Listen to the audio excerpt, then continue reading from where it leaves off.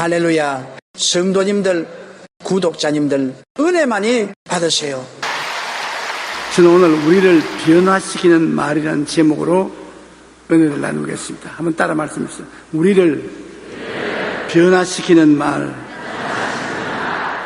말은 우리의 사상과 감정을 표현하는 소리입니다. 그 말 소리를 듣고서 우리는 그 사람의 사상을 알고 감정을 압니다.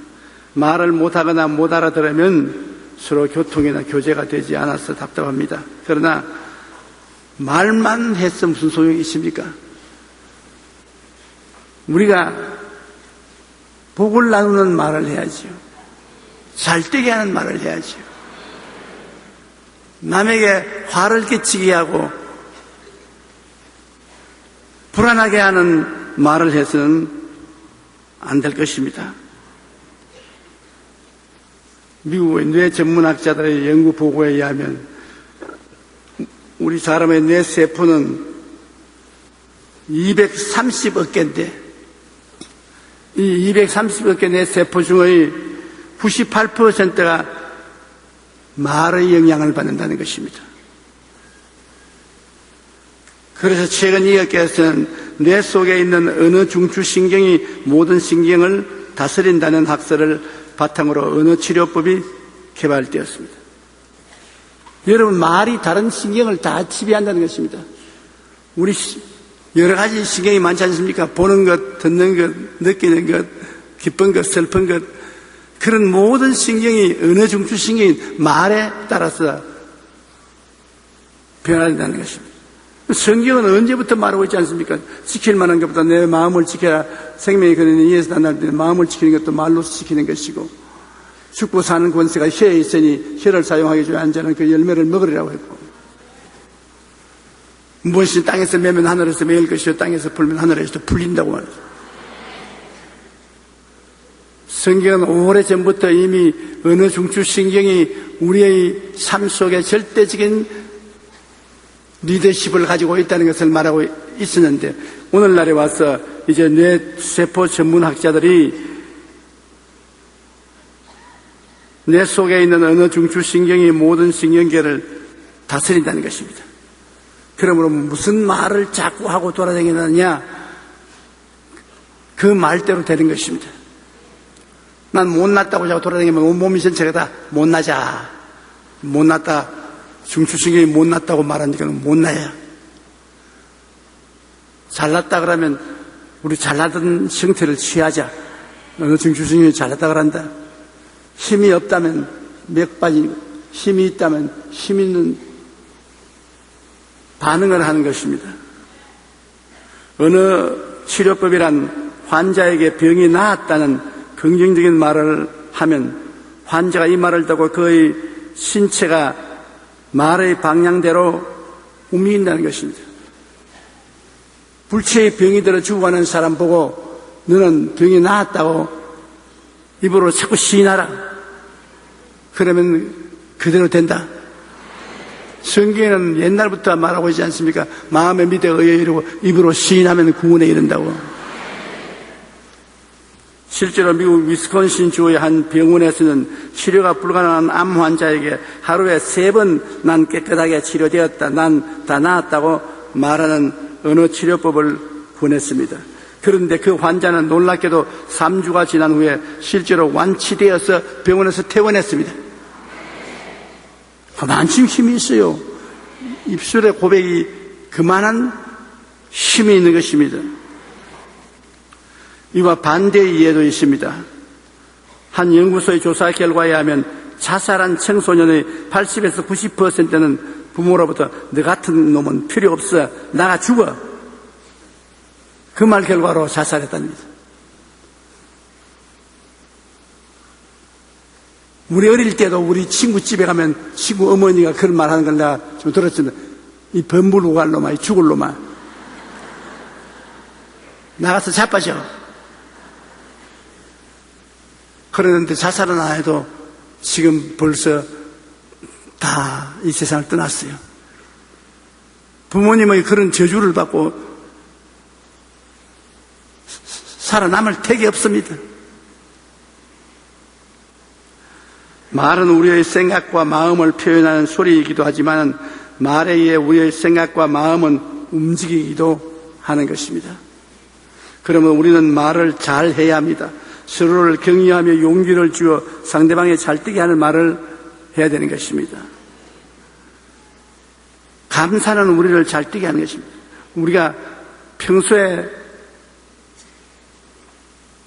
많이 사용하는 단어인 감사, 이 감사는 우리를 잘 뛰게 하는 것입니다. 무엇보다도 하나님께 먼저 감사를 드려야 되는 것입니다. 자연 만물을 주신 하나님을 생각할 때 감사하지 아니할 수 없습니다.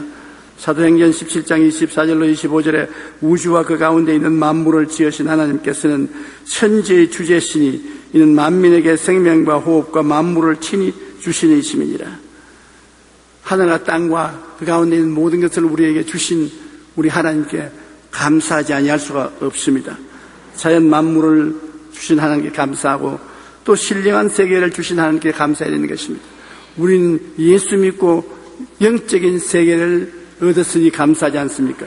에베소 1장 3절에 찬송하리로다 하나님 곧 우리 주 예수 그리스도의 아버지께서 그리스도 안에서 하늘에 속한 모든 신령한 복을 우리에게 주시되, 우리에게 신령한 복을 주셔서 육체가 죽어도 속사람은 영원히 사는 길을 열어주셨습니다. 감사는 하나님을 기쁘시게 하고 영화롭게 하며 축복을 가져오는 능력을 나타내시게 만드는 것입니다. 하나님이 자연적으로도 영적으로도 이렇게 우리에게 복을 주셨으니 우리가 당연한 반응으로 감사를 해야지요. 시편 50편 23절에 감사로 제사를 드리는 자가 나를 영화롭게 하나니 그 행위를 옳게 하는 자에게 내가 하나님의 구원을 보이리라. 하나님께 감사를 하는 것이 우리가 올바르게 사는 길이고 하나님이 구원을 베푸는 길이라는 것입니다. 세브란스 병원 암센터 소장이신 이희대 박사의 간증을 읽고 큰 감동을 받았습니다. 그분의 간증은 이렇게 시작됩니다. 2003년 1월 청천벽력과 같은 일이 나에게 벌어졌다. 그리고 곧바로 병마와의 긴 싸움이 시작되었다. 이희대 박사는 암세포 발견 후 5번의 수술을 했지만 암은 간과 골반으로 전이되어 4번의 방사선 치료와 3번의 항암 치료를 받았습니다. 그리고 지금까지 12번의 암 재발이 있어서 수술하며 사투를 벌려야 했습니다. 그는 왜 나에게 이런 일이 일어졌을까? 왜 꼭 내가 암이 걸려야 되느냐? 내 손으로 암 치료를 받은 사람이 얼마나 많은데, 그러므로 아직까지도 내가 할 일이 많은데 내가 이렇게 죽을 수가 있느냐? 우리 한국의 최고의 암치료 전문 의사인데 그 의사 선생님이 암에 걸렸으니 기가 막힌 일이죠. 그러나 투병 과정에 교회를 나가게 되었고 은혜 받고 구원받은 후 이전에는 원망스러웠던 일들이 오히려 감사의 제목으로 바뀌었습니다. 마음이 그렇게 변화되었습니다. 이렇게 몇 년을 암과의 싸움으로 투병하면서 유방암 전문가였던 이분은 어느 날 암 환자들을 모아놓고 성경 공부를 시작했어요. 아주 잘 시작한 겁니다. 저는 암 토의만 했는데 이제 성경 공부를 시작했어요. 그리고 하나님을 찬양하며 감사의 생활을 계속했더니 기적이 일어났습니다. 최근에 CT 촬영을 한 결과 그의 몸속에 남아있던 암세포가 더 이상 보이지 않았으며 감격과 기쁨의 눈물을 흘렸다는 것입니다.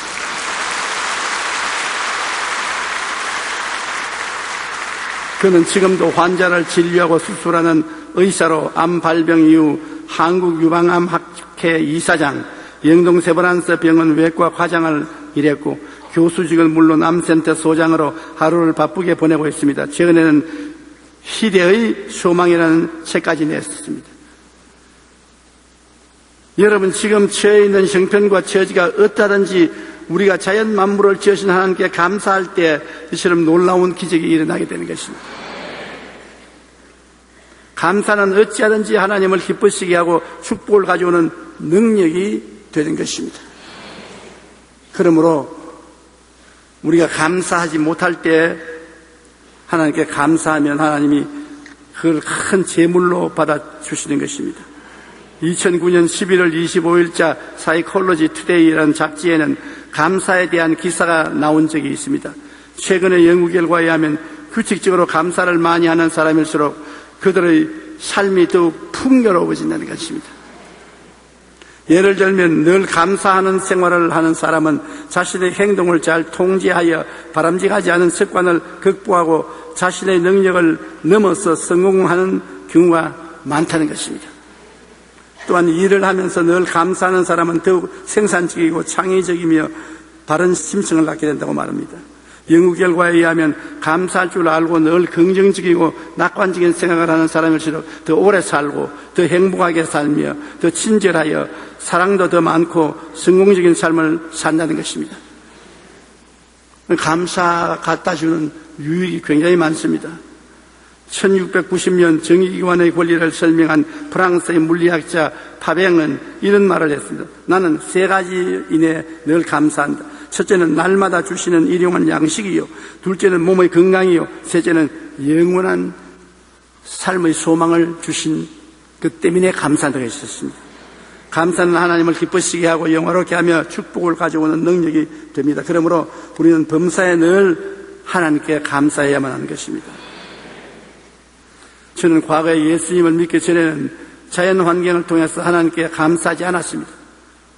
하늘이 시란이 있고 별들이 시란이 있고 꽃이 피고 싶었지 내가 피라고 말을 했나? 산과 들에 짐승과 있는 건 다 자연적으로 생겼지. 감사하지 않았습니다. 그저 하늘에 태양이 있고 수목과 꽃들은 비가 오면 자라는 것이라고 생각했습니다. 그런데 예수님을 믿고 난 다음에 보니까 햇빛을 주신 하나님이 얼마나 감사한지, 공기를 주신 하나님이 얼마나 감사하고, 신선한 물을 주셔서 멋지게 하신 하나님이 얼마나 감사하며, 오곡백과를 먹고 살게 하신 하나님이 얼마나 감사한지 정말 감사가 마음에 느껴졌습니다. 아까 마사이족들 마시는 물 한번 보십시오. 흙탕물입니다. 그걸 마시고 있습니다. 우리는 맑은 수돗물을 마시고 있잖아요. 그것만 해도 얼마나 감사해요. 그래서 저는 매일 기도할 때 아버지 하나님 오늘 또 입고 편히 쉬게 만들어주셔서 감사합니다. 우리 일상생활의 모든 일이 하나님이 주신 은총에 너무 감사합니다. 요사이는 감사하려고 애를 많이 씁니다. 하나님은 믿는 자나 믿지 않는 자나 누구에게나 골고루 햇빛과 비를 주시고 양식을 주십니다. 그것은 우리가 이 땅에 사는 동안 구원받을 수 있는 기회를 허락하기 위한 것입니다. 오래 살아야 구원받을 수 있지. 구원 안 받는 사람이 빨리빨리 죽어버리면 구원받을 시간이 없지 않습니까? 늘 자연 만물을 주신 하나님께 감사하고 생활 중에 우리에게 베풀어 주신 하나님의 크고 작은 은혜에 감사하면 하나님도 영화로움을 느끼고 여러분도 더 오래 살게 되고 행복하게 되는 것입니다. 원망과 불평은 마귀의 근본적 성격입니다. 마귀가 아담과 하와를 타락시킬 때 다른 기술로 타락신 게 아니에요. 원망과 불평으로 타락신 것입니다. 동산에 있는 모든 실과를 먹지 말라고 하더냐? 그런 말 한 적이 없어요. 불평을 이제 가지고거든. 아니라 모든 실과는 다 먹되 선악을 하는 실과는 먹지 말라. 죽을까 하느라. 천만에 안 죽어. 먹으면 하나님처럼 눈이 빨라질 테니까 하나님이 셈을 해서 그렇게 말하는 것이다. 안 죽는다, 안 죽어. 너도 하나님처럼 된다.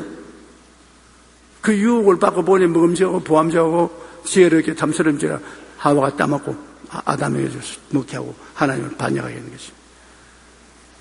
그러므로 원망과 불평이 마귀가 타락시키는 근본적인 기술입니다. 인간은 그 이후로 부모로부터 타고난 DNA가 불평입니다. 출애굽한 이스라엘이 40년 광야를 방황한 근본적인 원죄는 불평 아닙니까? 모세를 따라서 애굽에서 나온 이스라엘 백성은 한시도 쉬지 않고 불평했습니다. 하나님조차도 견디지 못해가지고서 다 멸해버리셨습니다. 민수기 14장 28절 29절에 그들에게 이르시기를 야훼의 말씀에 내 삶을 두고 맹세하노라. 너희 말이 내 귀에 들린 대로 내가 너희에게 행하리니 너희 시체가 이 광야에 엎드러질 것이라. 그들이 무슨 말을 했기에 하나님이 그렇게 화를 냈습니까? 민수기 14장 2절에 이스라엘 자손이 다 모여 모세와 아론을 원망하며 온 회중이 그들에게 이르되 우리가 애굽 땅에서 죽었거나 이 광야에서 죽었으면 좋았을 것을. 헝가리의 부다페스트에 한 남자가 있는데 굉장히 불평을 많이 했습니다. 이 사람은 유대인인데 9 식구를 데리고 조그만 방 한 방에 사니까 사는 게 괴롭다 말입니다. 그러니까 랍비에게 와가지고서 불평을 많이 말합니다. 하나님이 큰 집을 안 주려고 하면 식구라도 적게 주셔야지. 자녀를 많이 주셔가지고서 내하고 내 아내하고 자식들하고 수를 해야 하느니 9이가 조그만데 사는 게 말이 아니다. 랍비가 그 문제를 해결해 줘야지. 오늘 집에 돌아가더란 염소 새끼를 하나 끌고 와서 같이 살아라. 9이나 있는데 염소까지 끌고 오라고요. 시킨 대로 하라니까. 염소를 끌고 집에 들어가서 염소를 데리고 같이 한 주일을 살고 내게 오느라. 한 주일 만에 왔는데 막 얼굴에 사람 잡아먹을 형상입니다. 찌푸리고 그렇지 않대 9 사람이 사는데 왜 염소가 와서 똥오줌을 싸니 뭐 우리 사는 게 아니라 생지옥입니다. 왜 염소를 갖다 넣으라고 합니까?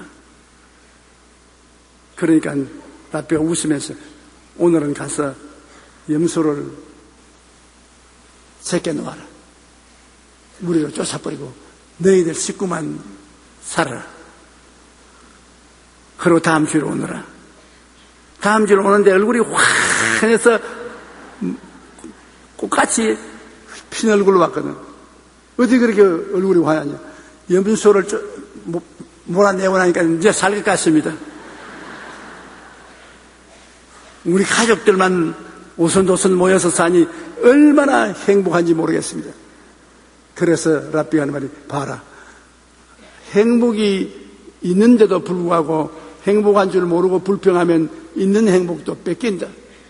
네가 하나님이 주신 행복을 감사하게 생각하면 그 행복이 너에게 넘치게 오게 된다. 그렇게 말하신 것입니다.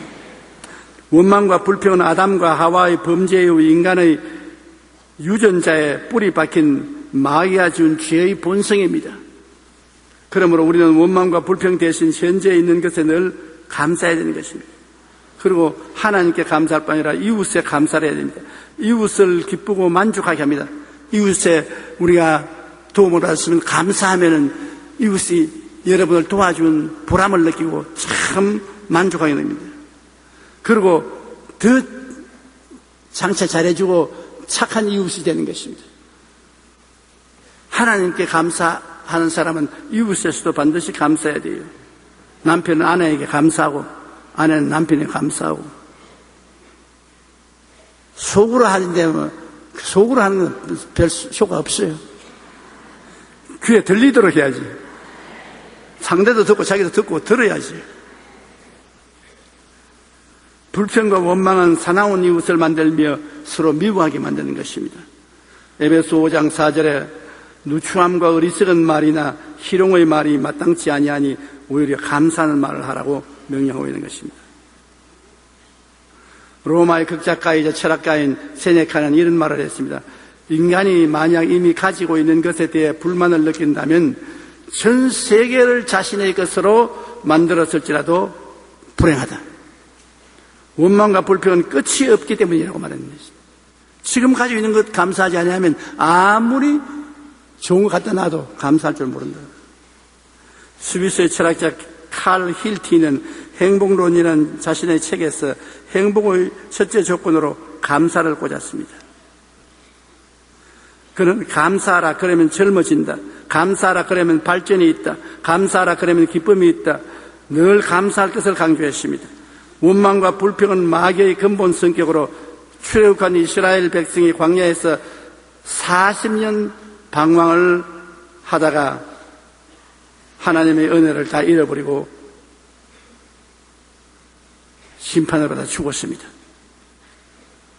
그러나 감사하는 여호수아와 갈렙은 젖과 꿀이 흐르는 가나안 땅에 들어가서 큰 축복을 받고 잘 사는 것입니다.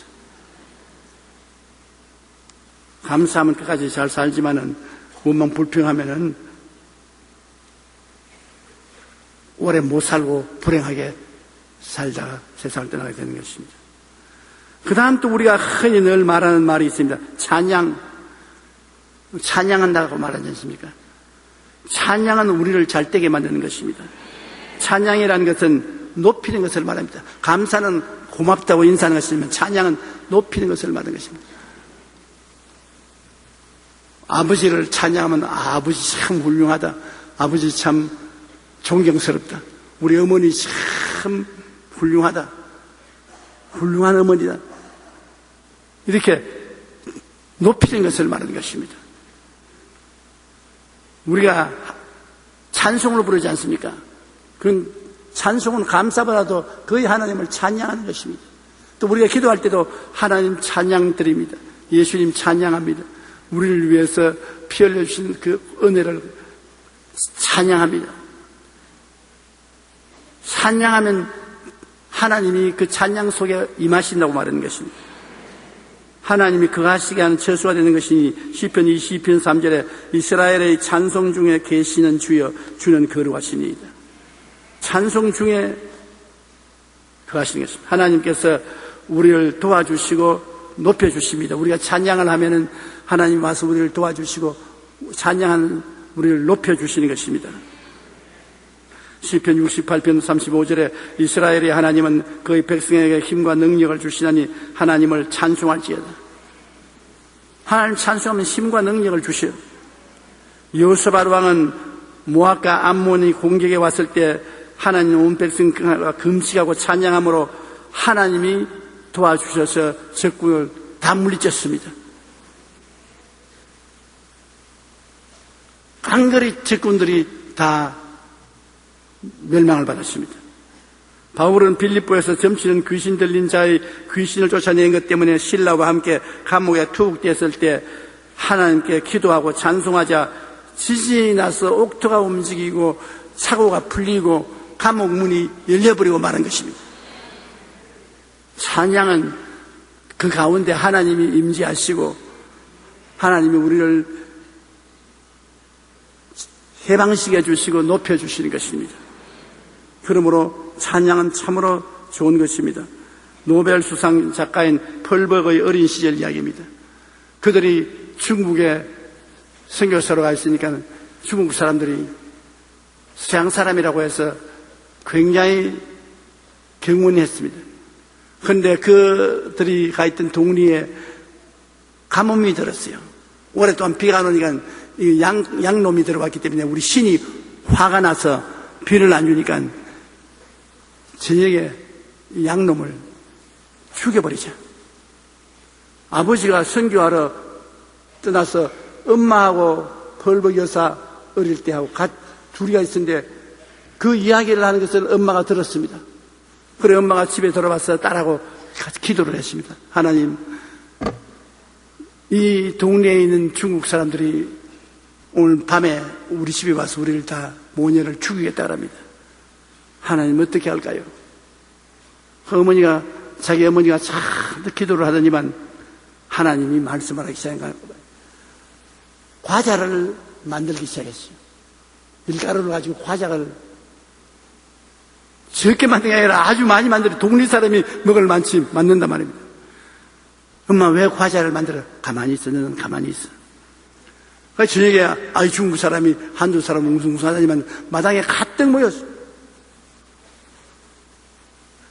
말 한마디만 생기면 달라들어서 다 때려 부수고 살림 다 뺏어갈 작정인데 그 어머니가 과자를 담고 나가가지고서 각 사람에게 과자를 나눠줘. 그게 나눠주는 과자 안 받아 먹을 수 없잖아요. 웃으면서 과자를 나눠주고 난 다음에 그 다음에는 마루에 와서 오르강에 앉아서 중국어로 찬송하러 불렀습니다. 중국어로 막 하나님께 찬송을 부르니까 과자를 먹고 한참 앉았더니만 다 일어나서 가버리고 말았어. 하나님께서 찬송 중에 임하여 역사하니까 한 사람도 벌벅 여사와 그 식구들을 못 죽였어요. 그들은 다 그냥 떠나가고 말았어요. 그 다음 그 이후로 다시는 그들 죽이러 온 사람이 없었다고 말했습니다.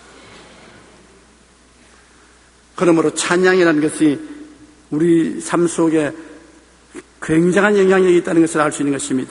하나님을 영광스럽고 빛나게 하는 것입니다. 우리가 찬양을 하면은 하나님을 영광스럽게 합니다. 히브리서 13장 15절에 그러므로 우리는 예수로 말미암아 항상 찬송의 제사를 하나님께 드리자. 이는 그 이름을 증언하는 입술의 열매니라. 항상 예수로 말미암아 하나님께 찬양을 드리자. 하나님을 욕하고 비난하면 그 욕과 비난이 부모랭으로 자기에게 돌아옵니다. 내가 너희에게 이르노니 사람이 무슨 무익한 말을 하든지 심판날에 이에 대하여 신문을 받으리니 내 말로 의롭다함을 받고 내 말로 정지함을 받으리라고 예수님께서 말씀하셨습니다. 우리가 하나님은 찬양한다 하지만 인간은 찬양한다는 말을 안 합니다. 인간은 칭찬한다, 칭송한다고 말합니다. 우리가 하나님 찬양할 뿐 아니라 우리 같이 사는 이웃과 인간들도 끊임없이 칭송해야 되는 것입니다. 칭찬해야 되는 것입니다. 칭찬을 아끼면 안 되는 것입니다. 칭찬을 하면 크게 용기와 힘을 얻게 하고 더 발전하고 향상하게 하고 삶의 의미를 느끼고 기뻐하고 즐겁게 만들어주는 것입니다. 굉장한 효과가 있습니다. 잠언서 27장 21절에 도가니로 은을, 풀무로 금을, 칭찬으로 사람을 단련한다고 말하셨습니다. 글쓰기를 좋아하는 소년이 있었습니다.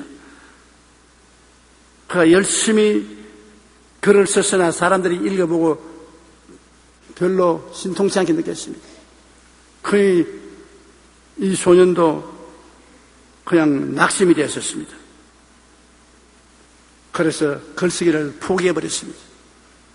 그 어머니가 그 아들을 꽃밭으로 데려가서 야, 이 꽃 좀 봐라. 아직까지 때가 안 된 꽃은 몽우리가 져 있지만 안 폈지 않냐. 때가 오면 다 아름답게 피지 않느냐. 너 문학적인 소질은 꽃봉오리와 같다. 지금 사람들 눈에 잘 안 보인다. 그러나 얼마 있으면 이것이 팍 퍼지게 되면 온 천하가 다 보게 된다. 근데 나는 너희 어머니니까 내가 너를 잘 알 수 있다. 그러므로 낙심하지 마라. 이 엄마의 말에 막 굉장한 용기와 힘을 얻었습니다. 엄마가 이렇게 나를 알아주고 신용을 하고 있으니 내가 용기를 내야 되겠다. 그래서 위대한 아동문학가가 된 한스 크리스천 안데르센이 바로 그분인 것입니다. 내가 어릴 때도 안데르센 동화를 읽었으니까 얼마나 오래된 책입니까? 그 어머니의 격려 때문에 그렇게 할 수 있습니다. 어머니가 격려 안 했으면 낙심하고 말았을 것입니다. 우리가 하나님은 찬양하지만은 인간을 높이는 것은 찬양이 아니고 칭찬하는 것입니다. 우리의 칭찬 한마디는 상대방에게 큰 용기와 힘을 주고 그 안에 잠재된 놀라운 능력을 발휘할 수 있도록 만들어주는 것입니다. 그러므로 칭찬을 아끼지 마십시오. 가까운 사람이 칭찬한다고 효과가 없는 건 아닙니다. 칭찬은 10가지 능력에 대하여 어와나 클럽에서 뉴스레터에 실었던 글입니다. 첫째 칭찬은 키 크는 약이다. 행복을 10배로 키워준다. 둘째 칭찬은 만병통치약이다. 칭찬으로 안 나는 것이 없다. 셋째 칭찬은 영혼이다. 보이지 않고 큰 영향력을 미친다. 넷째 칭찬은 메아리다. 간 것이 되돌아온다. 다섯째 칭찬은 꽃을 피우는 마술사다. 굳어있는 얼굴에 웃음꽃을 피우게 한다. 칭찬은 샘물이다. 기쁨의 갈증을 깨끗이 씻어준다. 일곱째 칭찬은 별책 부록이다. 돈 안 들고 기쁨을 전해준다. 여덟 번째 칭찬은 씨앗이다. 무한한 가능성을 가지고 있다. 아홉 번째 칭찬은 비타민이다. 몸과 마음이 상큼해진다. 열째 칭찬은 위대한 대통령이다. 역사를 새로 쓰게 만든다. 오늘 만나는 사람에게 칭찬하는 한마디를 해보세요. 칭찬은 용기와 힘을 얻게 하여 더 발전하고 향상하게 할 뿐 아니라 삶의 의미를 느끼고 기쁘고 즐겁게 만들어주는 것입니다. 고래도 칭찬하면 춤춘다고, 그건 다른 데서 배운 게 아니라 텔레비에서 그렇게 말을 합니다. 그러니 사람이 칭찬을 받을 때 얼마나 용기를 얻겠습니까? 인간을 꾸짖고 비난하면 낙심하고 좌절합니다. 심히 꾸짖고 비난하면 낙심하는 사람 없습니다. 골로새 3장 21절에 아비들아 너희 자녀를 노엽게 하지 말지니 낙심할까미라.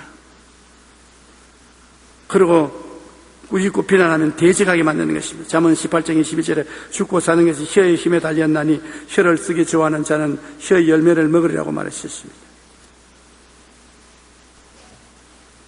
지난 5월 11일에 한 인터넷 신문에서 초중고등학생과 학부모 860명을 대상으로 가장 기억에 남는 선생에 대한 설문조사를 했는데, 조사 결과 학생 40%와 학부모 66%가 가장 기억에 남는 선생은 칭찬을 많이 해준 선생님이라고 했습니다.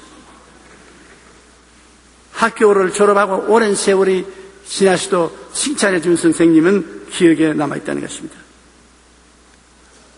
그 이후에 선생님은 별로 마음에 남아있지 않습니다.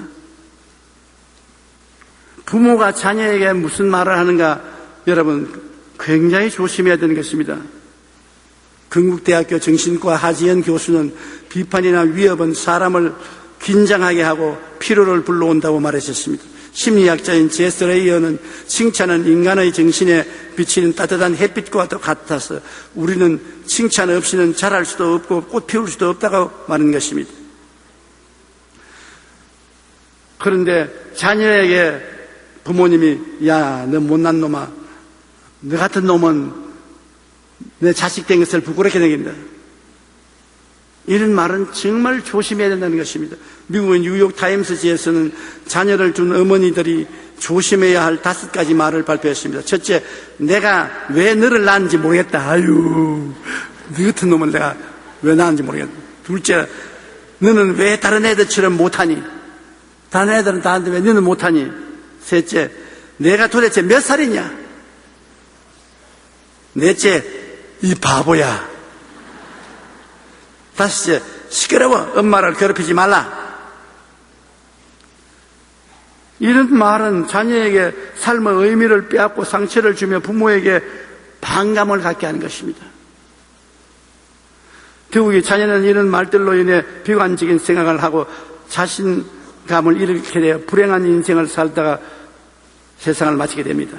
부모가 자녀에게 어떠한 말을 하느냐 하는 것은 자녀의 운명을 결정짓는 중요한 요인이 되기도 합니다. 자녀에게는 누구보다도 부모의 칭찬과 격려가 큰 용기와 힘을 주어 더욱 발전하고 향상하게 만들어주는 것입니다.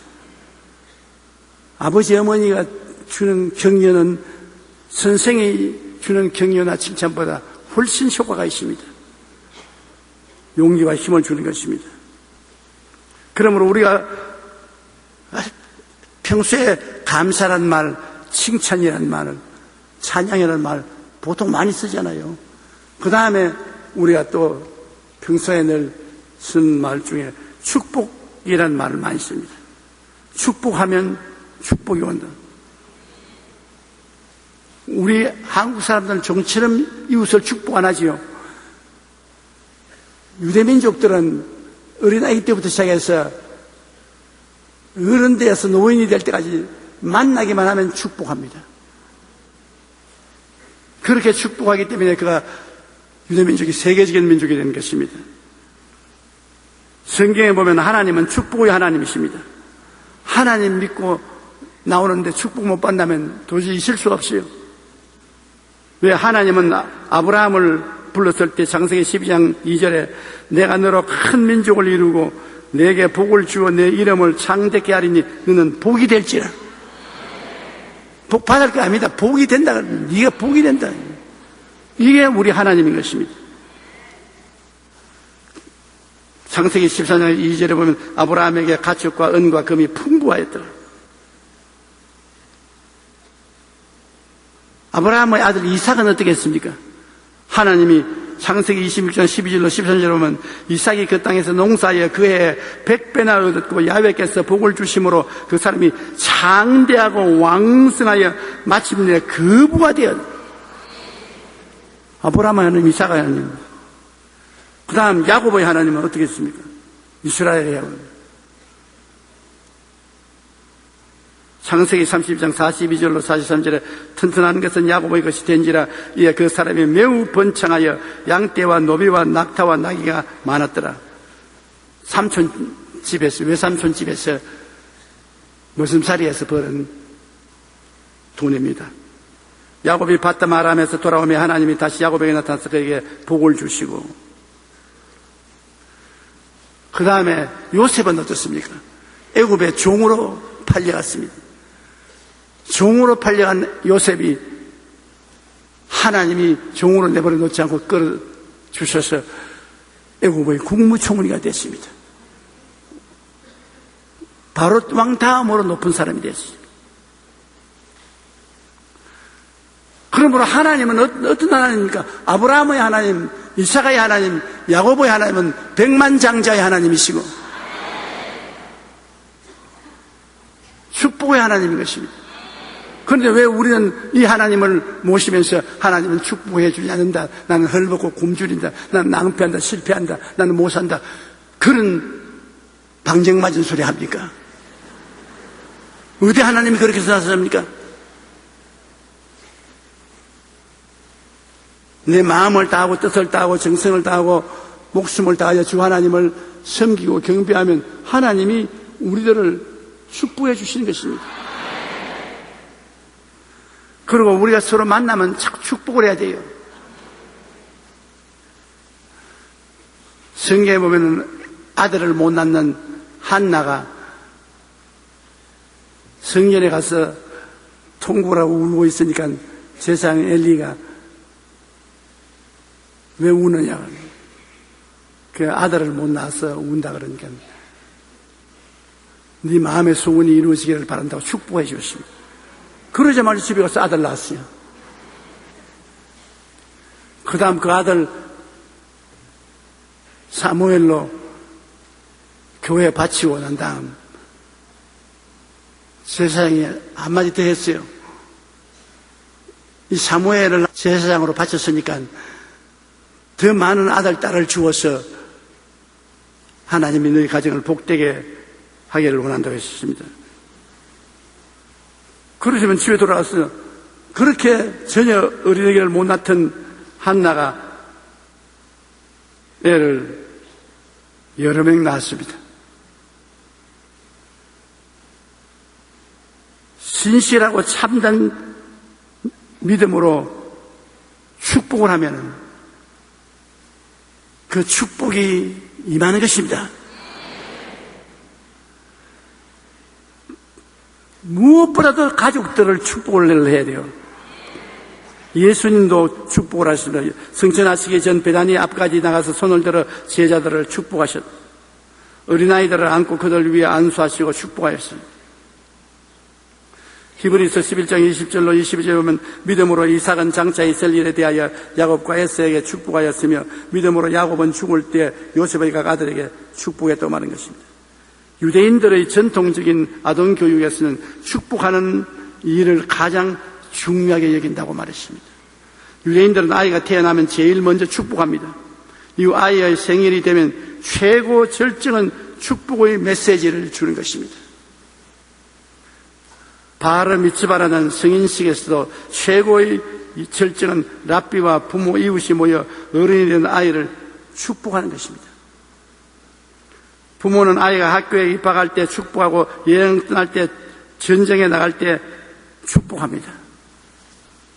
또한 부모가 자신의 인생이 다 했을 때 자녀를 불러와 유언과 같은 마지막 축복을 남깁니다. 이처럼 태어날 때부터 가족들로부터 늘 축복의 말을 들은 유대인은 오늘 지구상에서 가장 영향력 있는 민족이 되는 것은 당연한 일인 것입니다. 들어오면 나가며 축복의 꼴을 먹었으니 축복을 안 받을 수 없습니다. 우리가 축복하면 하나님이 같이 따라와서 축복을 하시고, 우리가 저주하면 하나님이 따라오셔서 같이 저주하시는 것입니다.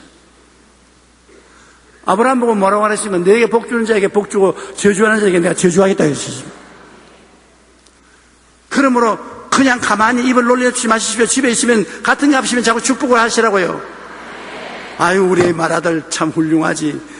정말 건강하고 공부 잘하니 감사하다. 더욱 하나님이 축복해 주시기를 바란다. 아유, 둘째 아들 너 마음에 더 행복하고 더 평안하고 기쁘게 복 주시기를 바란다. 아유, 딸내미 좋은 데 시집 가기로 축복한다. 좋은 신랑감 만나기를 바란다. 우리 남편 건강하게 직장에 잘 나가고 일찌감치 집에 돌아오기를 축복합니다. 그럼 남편은 아내를 축복해야지. 우리 아내 언제나 착하고 매력 있고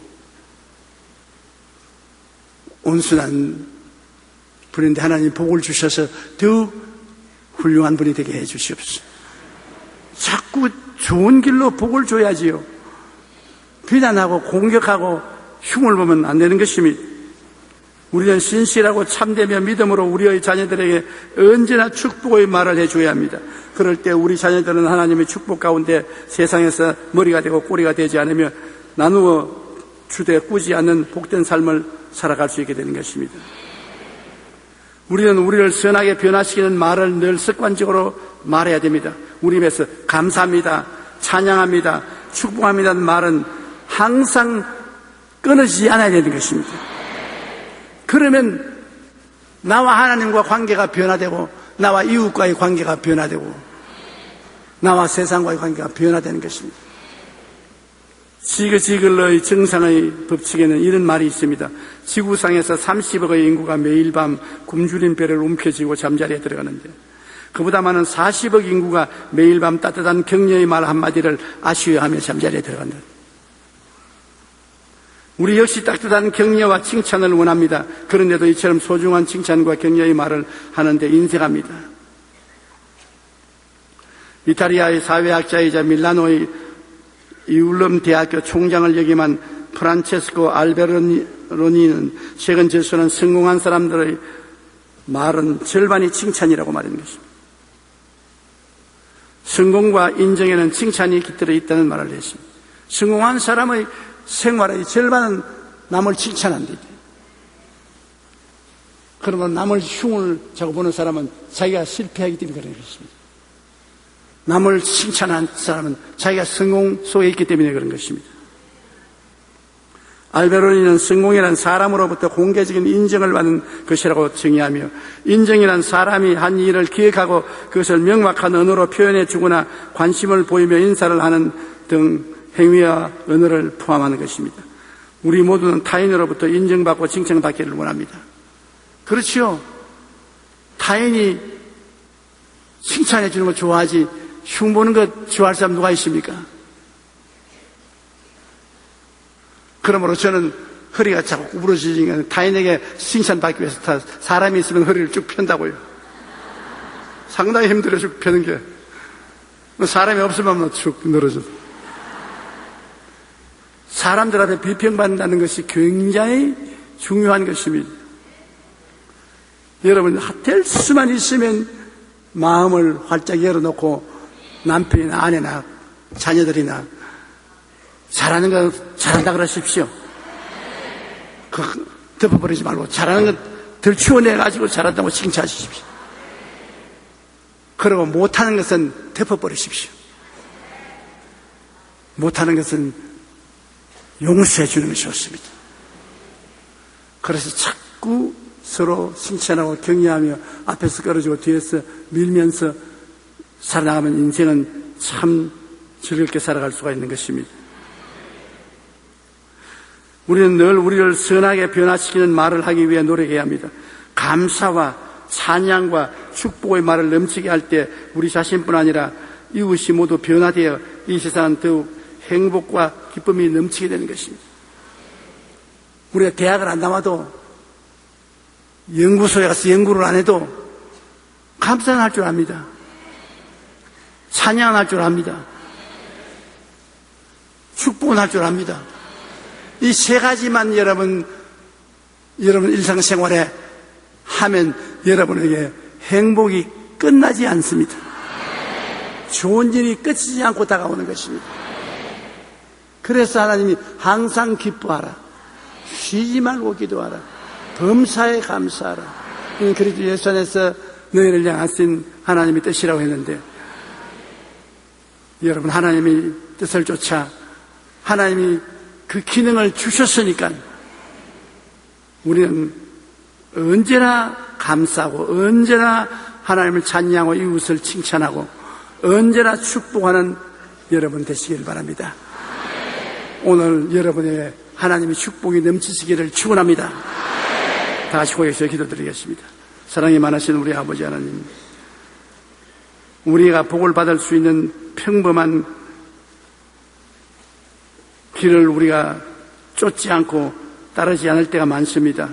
하나님, 감사로, 찬양과 칭찬으로, 축복으로 우리의 환경에 하나님의 영광이 나타날 수 있는 것을 깨달아 알게 해주심을 감사합니다. 내 아버지 하나님, 그냥 지나가지 말고 이 세상에 채소에 소금 치듯 우리의 마음속에 감사와 찬양과 축복으로 소금치게 도와주시옵소서. 예수님 이름으로 기도합니다. 아멘. 할렐루야. 아멘. 목사님 감사합니다. 구독과 좋아요는 제작하는 데 힘이 됩니다. 감사합니다.